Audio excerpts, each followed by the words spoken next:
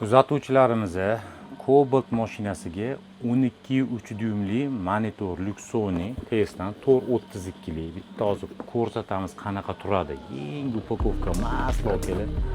Ochyapman. Ko'p mijozlar so'rayotdi, bitta shuni qanaqa holatda turadi, shuni bitta ko'rsatib bering deb hozir bitta mana ko'rsataman. Bismillah. Monitorimiz. Bitta baho berasizlar, nima deyapti bu? Shunda Cobaltga qo'yasizlar, mashinani ichi shunda BYD deydi.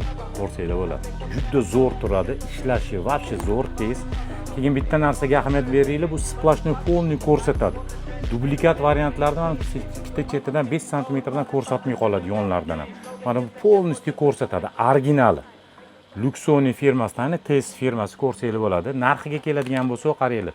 Bugungi kunda bu monitorimizning narxi $295, ramkamiz bo'lsa $30.